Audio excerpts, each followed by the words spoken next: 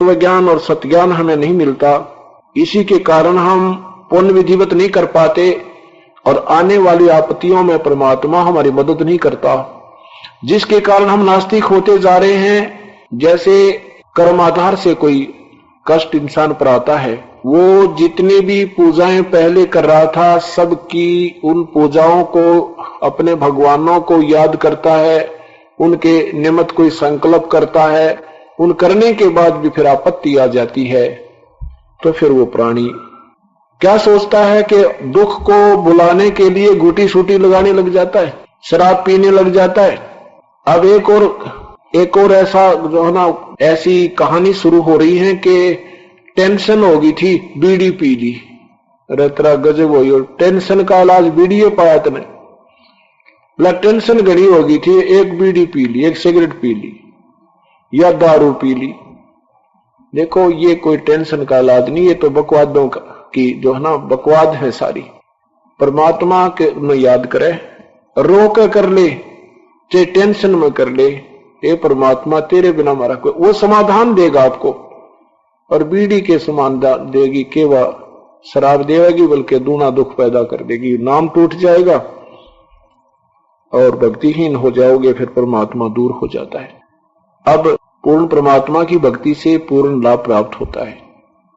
अब देते को हर देते है, जैसे पिछले जन्म में जिन्होंने पुण्य किए हैं उनको आज ठाट कर रखे भगवान ने, और दूसरे जो उसी एक ही परिवार में एक का माता पिता का 4 बच्चे हैं, एक लड़का तो मनमाने कोई आईएएस ऑफिसर बन जाए और दूसरा कोई और अच्छी व्यापार बिजनेस में कामयाब हो जाता है, और तीसरा मनमाने मजदूरी कर रहा हो, और चौथा मनमाने की टांग तोड़वाएं पड़ा हो। और एक ही पिता के एक ही माता पिता से संस्कार हैं, लेकिन कर्म फिर भी उनके किए हुए संस्कार न्यारे न्यारे हैं। तो इसी प्रकार आज वो संस्कार कब बनाए थे, जैसे कोई दुखी है और कष्ट पे कष्ट आ रहा है, तो वो व्यक्ति आप पर क्या करे, कहता है कि भगवान ये मेरे ही कोई पाप गढ़े कर रखे मैंने, जो आज मुझे कष्ट पे कष्ट आ रहा है, ये मेरे कोई पाप सेध रहे हैं, कोई पाप नुकसान कर रहे हैं मुझे पिछले जन्म के।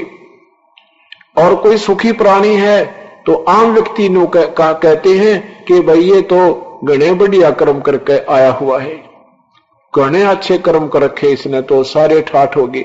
तो वो कर्म जो आज सुखदाई और दुखदाई है वो कब किए थे, जब कभी हम मानव शरीर में थे, और उस समय के किए हुए आज हमें प्राप्त हैं, तो आज जो करेंगे वो हमें आगे प्राप्त होंगे। लेकिन वो करने कैसे चाहिए, वो ज्ञान और साथ में उसकी पूरा समाधान इस पृथ्वी पर नहीं रहा। अब परमात्मा ने फिर प्रवेश किया है, मेर की उस दाता ने। अब जो इस विधि से लाभ उठा जाएगा, कई पीढ़ी तक का उसको बहुत सुख हो जाएगा, कई पीढ़ी तक का सुख होगा। भक्ति बीज जो हो वह हंसा, तारू तास के कोतर वंशा। 121 पीढ़ी को पास कर 101 पीढ़ी को पार कर देगा परमात्मा। कहते हैं जो आज सत भक्ति के ऊपर जो ढंग से लग जाएगा, विधिवत लग जाएगा। आपको अभी बताया गया है